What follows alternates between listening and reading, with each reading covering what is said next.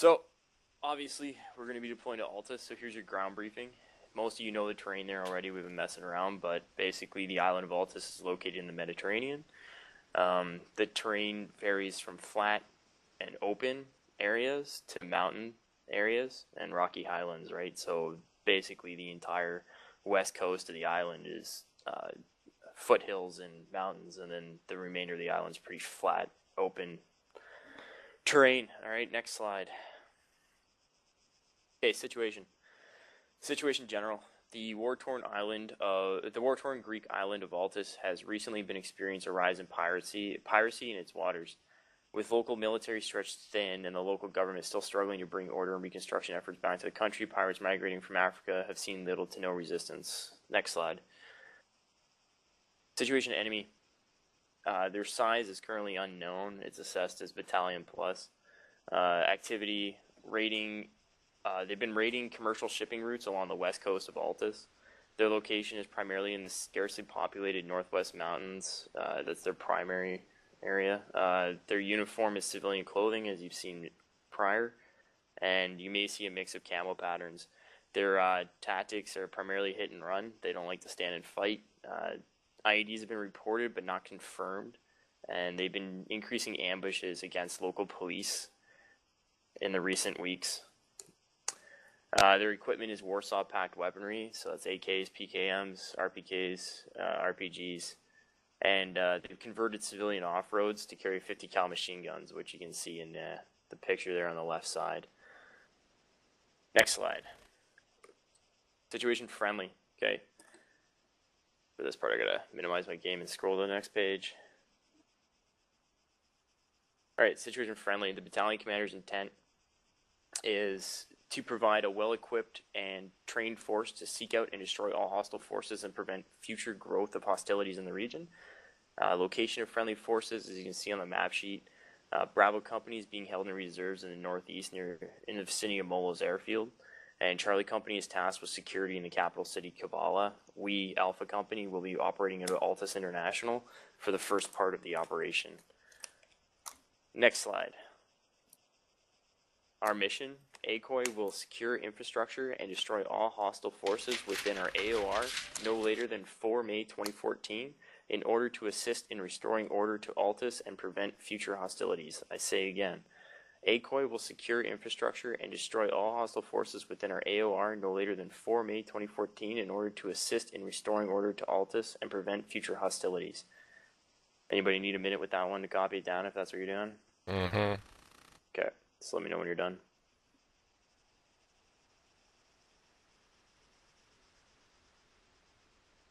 Use F12 to get screen pictures too.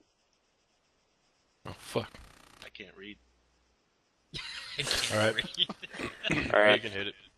Next slide. Okay. Execution. Next slide. Concept of operations. All right. My intent as a company commander is to conduct aggressive and swift actions against enemy strongholds while securing main routes and infrastructure vital to restoring the civilian population to the norm. My scheme of maneuver, I'm going to be conducting this operation in 3 phases. Phase 1 is going to be securing vital infrastructure. Phase 2 is clearing the Northwest Highlands out. And Phase 3 is clean sweep to Kavala, where we'll be linking up with Charlie Company. Next slide. Okay, here's a blown up photo of the AOR. Next slide. Okay, this is Phase 1. The 2 red circles are the objectives. In Phase 1, we're going to be securing 2 captured airfields. The Altis Air Club airfield in the south at grid reference 115117 and Amalafi airfield at grid reference 091214, and that's the one in the north. Next slide. Clearing out the highlands, we have 3 primary tasks while we're in the highlands during Phase 2. We are going to be securing a wind power station at grid reference 06119 on the map sheet. It's the southernmost circle. The next one to the north is Orcastro. It's an abandoned town held by pirates right now. It's grid reference 045214. And then just north of that is Thronos Castle, and that's the main pirate hub. And that's 048219er for the grid reference. All right, next slide. And then phase 3 moves us into clearing a number of towns in that red box there. The towns are Agios Konstantinos at grid reference 0512. That's the coastal lying town. Negades at grid reference 0416. That's just to the south of Agios Konstantinos. The town of Kor at grid reference 0716 is off to the east side of that box. And then Kor Industrial at grid reference 0514 is a stream of factories, stadiums, and small housing developments that runs from Kor down to the capital of Kavala. All right, next slide. Our main effort for this this operation is going to be securing Thronos Castle, as it is the main hub of the pirates, and our end state will be to successfully close the gap from the north coast to Charlie Company and Kavala, essentially a pincer movement against any pirate activity in that region. Next slide. All right, coord instructions, our control measures, boundaries.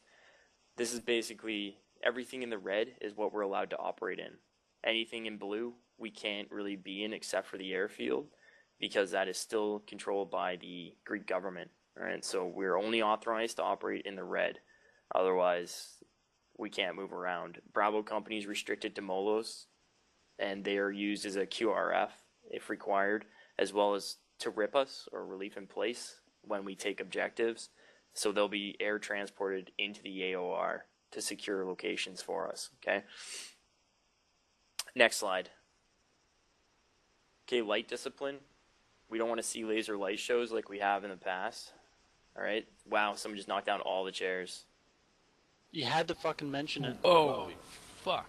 I wouldn't have known if you didn't say it. Someone's stuck in the chair. Oh my god, we need a medic. Yeah, chick just knocked down all the fucking chairs. Yeah. Just stand behind the first row or find a seat that's still chick. upright. Okay, well you guys are doing that. Okay, the light discipline. Heck, lasers and flashlights are only to be used on order. Okay, I don't want to see anybody walking around with their laser at night or their fucking flashlights on at night unless they've been told to do so. It gives early warning. We don't want that. Okay, next slide. This is the important one. Rules of engagement. Okay, these are going to be pretty standard throughout all of our deployments, but we've never actually had a set rules of engagement. Now we do. Okay, so the rules of engagement.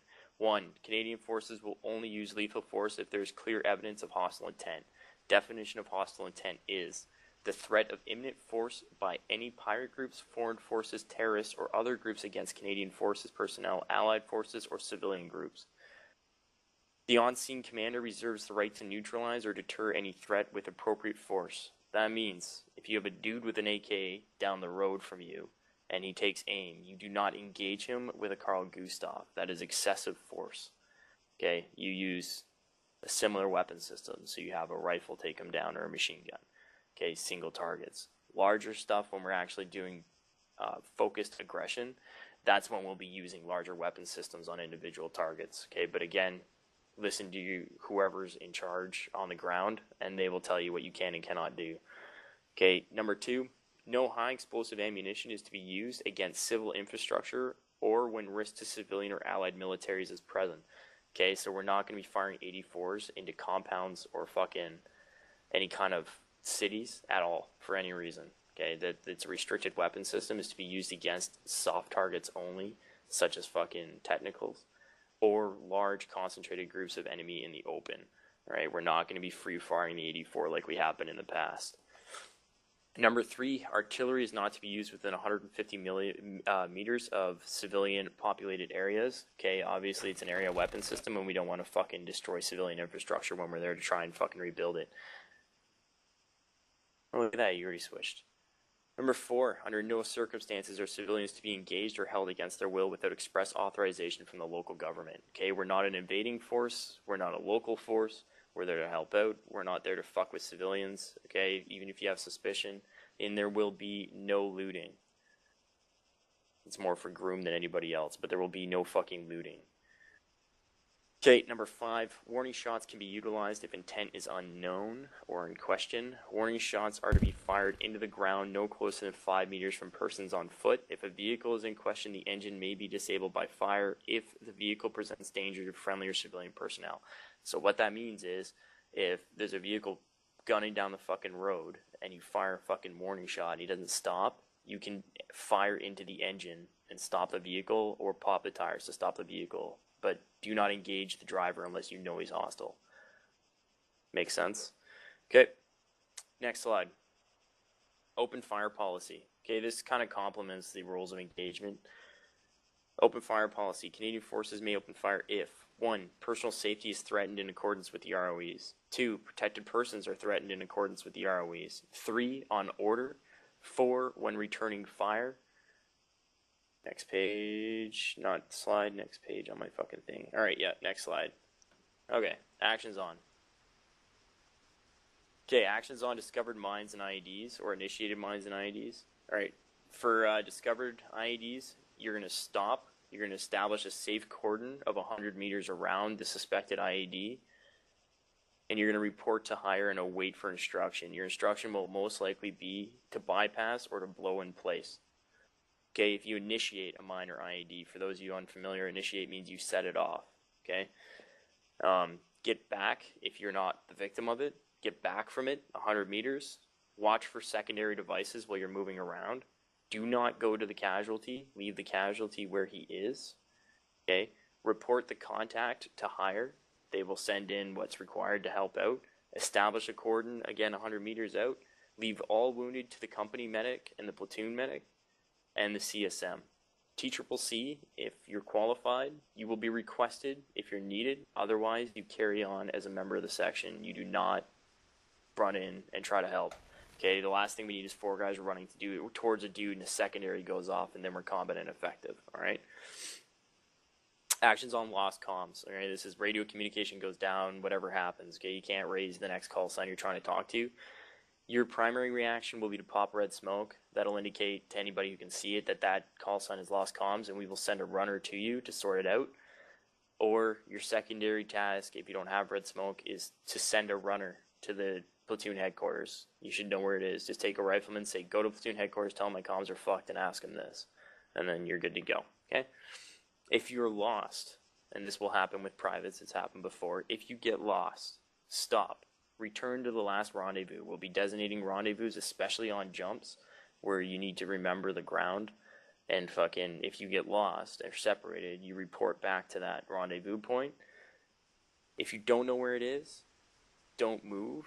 Make noise. Not shooting. Just talk. Start yelling out for fucking help so we can hear you as we get closer, alright? If you have it, pop a smoke grenade. It doesn't matter what color, we'll react to it regardless. Okay? If you're killed in action, the respawn timer for this deployment is going to be 60 minutes. Okay, so if you go down and you're staring at the fucking ground, it's because your respawn timer's ticking. You are fucking dead. You're not glitched out. Okay, do not cheat the system. If you disconnect and reconnect to try and beat the respawn timer, you're done for 2 weeks. You're banned for 2 weeks. Okay, the whole point of this is to increase immersion and make people fucking thinking about it. Use cover properly. If you don't like it, go play Call of Duty. Alright, and then the last one is if you lose connection, rejoin the server, approach the 1 CPB flag, which will be on the airfield where we spawn in, and just hit move to RV marker, and that'll teleport you to wherever the RV flag currently is, which will usually be at the last RV anyway. Alright, and then if you can't see anybody, try and get your section on the radio, find your way to them, or fucking, again, you go back to the actions on lost and pop smoke, and we'll send a runner back for you. Okay? Service support, next slide. Okay, dress and deportment. All personnel will be equipped with PPE, personal protective equipment, all right, helmet, vest. During operations conducted outside the safe zone, use of aired pants with temperate woodland tops is authorized for this because it does work with the terrain quite well. Okay, weapons will be issued as per assigned role with section platoon. Camouflage weapons are authorized. Woodland camo only for this one. Ammunition, all of you will be carrying frontline ×2, which I'll get into more detail on what that is on the forums as I update some stuff anyway. well outside of safe zones. Resupply is going to be through the platoon 2 ICs, and he's going to pass it to the CSM. So for the section 2 ICs, you will pass your ad reps to Johnson. If he's not there, Ross will be acting in his stead anyway. Pass your ad rep to Johnson. He will pass it up. Resupply will be arranged and then sorted out backwards down the same way it was reported. Okay. All medical supplies and direction are done through the company medic. So Sergeant Coker has complete control of the medical situation. If you need medical supplies, you talk to him. And yellow smoke is now restricted to medical use only. So yellow smoke means casualty, and he will come. Same with chemlights. They are restricted to medical use only. They're not to be used for any other reason. Okay, next slide. Command and signals.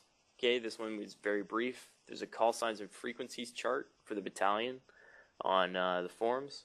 Get a hold of that and make sure you know what your call sign and frequency are for your section or your fucking etc. Okay? Next slide. Alright, so fucking take about 5-10 minutes. Think about any questions you got for the leadership there, and then I'll be going through starting at platoon headquarters, 1 section, then 2 section, then 3 section, then weapons debt. Alright, so take about 5-10 minutes, fucking hack a dart, take a piss, whatever. Roz, can you do the first slide and stuff? Stretch his legs, yeah.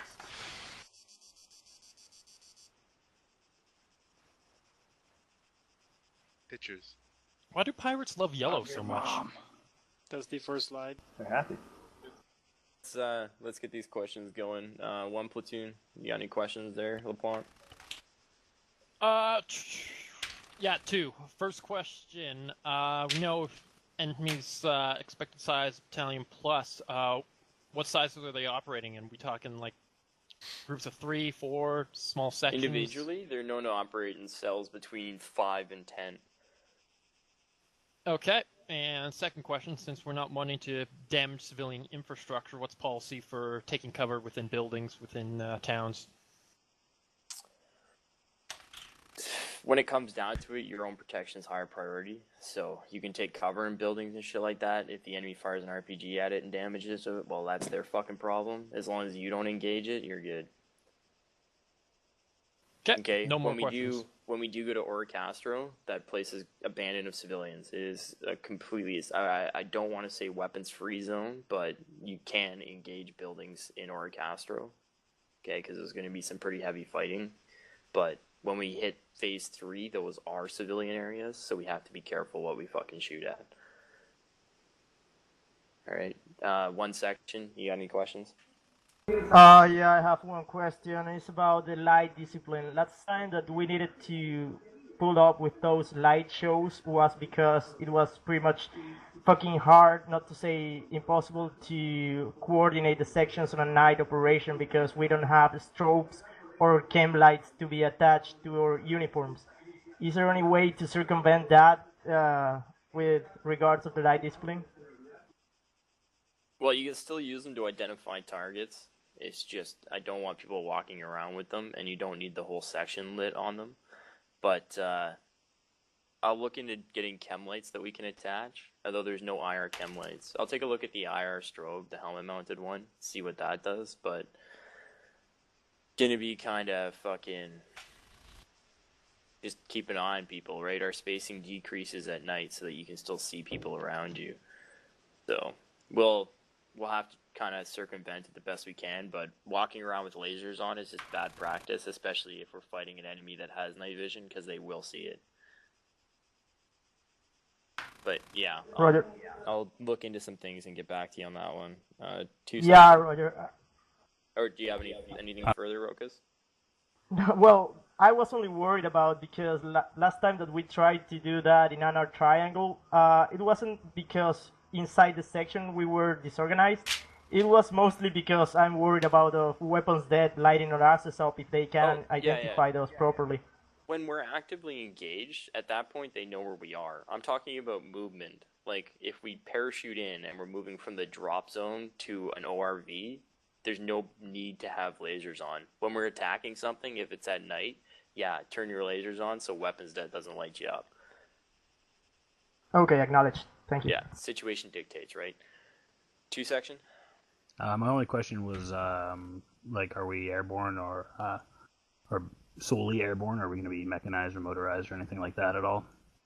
Solely airborne. For Right. phase one, we'll actually be parachuting in out of a C-130 for the 2 airfields.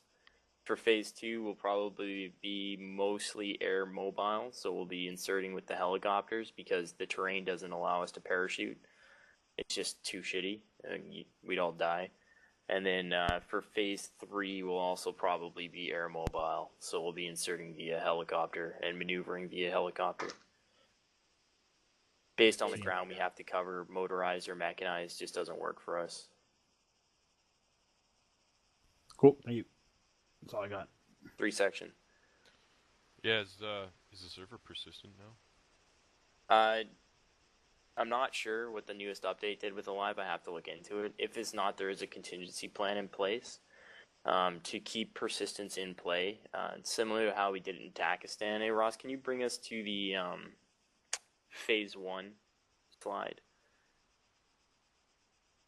I'll kind of explain how the persistence is going to work. This is where Bravo Company comes into play with the RIPS. Basically, we take the airfield, okay, and then a notional platoon from Bravo Company will relieve us in place at that location. So they'll actually hold it for us so we can continue on and go back to the Altis International. If we can get persistence, the only time we will be fully outside the wire, as in we won't be returning to base, will be when we're operating in phase two and phase three. So when we're doing the sweep, phase three, we might start it air mobile and then go persistent and stay on foot and resupply, but it's likely that that won't happen. Just depending on whether or not persistence gets set up, it's probably not going to be set up before Sunday, and it requires me registering the unit with their database and all the player IDs. So there's a lot of finicky shit going on. It might not, even if it is active, it might not be in place by the time we start this deployment. Okay, so as you can see, like, if we take the wind power station, right, again, it would be a notional rip. All right, we'd be ripped by Bravo Company, and then fucking we would reinsert on or around the air power station, or fucking closer to the next objective of Oro Castro, and then take that, and then again we'd be ripped, and then we'd reinsert for phase three down along the northern coastline, right? So we'll keep immersion in it, but it'll be scenario based as opposed to constant persistence for now. Is that all you got? Is it? Weapons debt? I really only have one question. It's the color codes for the smokes. Yellow was for medical only, and red was for lost comms, right? But is that it, or was there more to that? For now, that's it. There is a smoke color chart that'll be released. This is more for if we ever start using player pilots again. The color smoke will actually dictate landing zone status. So green obviously means clear, and then blue is to mark. We'll be using to mark blue for. But for now, the only 2 smoke colors you have to worry about are red and yellow. Everything else, laissez-faire. If you needed to use it for concealment, use blue for concealment. It doesn't really matter at this point. I got a couple too. That's alright. Yeah, go ahead. There's restrictions on the 84 with the ROEs beyond like a rifleman. Is there any restrictions on the C6 because of the higher caliber? Well, obviously you're not going to gun down a building with a C6, but the C6 is not an area. The reason the 84 is restricted, especially around civilians and friendly military, is because of the area damage of the HE round. So with the C6, you can still engage relatively accurately. It's an area weapon, but there's no residual damage from it. So there's not, the restrictions in place are pretty much for the C6 are the same as any other weapon system. The 84 is the special one, and the M72 counts in that. So the M72 is also a high explosive round, so you don't want to be shooting it into groups of civilians or anywhere there might be civilians nearby. In regards to like grenades, C13, same thing. Fragmentation grenade, same thing. Careful where you throw it. Again, Oricastro is an area where you can lob it over walls. We'll be breaching walls to clear compounds. We won't be going around the open roads and shit like idiots. We'll actually be fucking hitting it hard. But when we hit the phase 3 of clearing the towns, you're not going to be fucking dropping grenades into buildings and stuff, regardless of whether or not you know there's enemy in there, because you don't know if there's civilians in there. Call signs. Obviously, 1-1 Alpha, Bravo, Charlie, etc. But for the FUFAC, for our company medic, etc. Medics are always Starlight. Okay, if you want, your platoon has a medic now. Brown is recently promoted corporal and tasked as a platoon medic. So he'll actually be fucking supporting you guys at the platoon level, and Coker will be available to assist if required. But their call sign is just Starlight. You just ask for Starlight over the net, and they'll send a medic to your location. As for the FUFAC groom, his call sign is 1 Golf.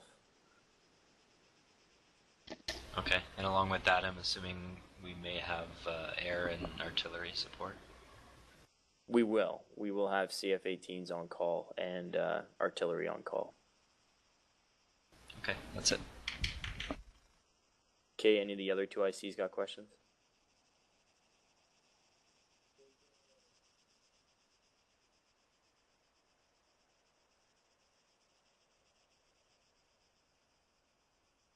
Yes, it's definitely. They keep it with the same as artillery. You're dropping a large bomb, so keep it the same. Don't be dropping it into a town. The FUFAC will keep an eye on things. If you call in if you call something in that's danger close to a town or civilian center, he won't call it. He'll tell you no. Okay, CSM, you got any questions? No. All right, anybody else have any questions?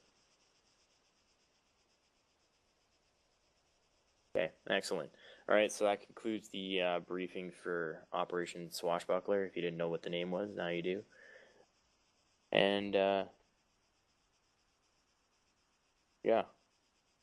Who wants to go jump out of a Chinook and see if I fixed it blowing up? Let's go. I'll just do it.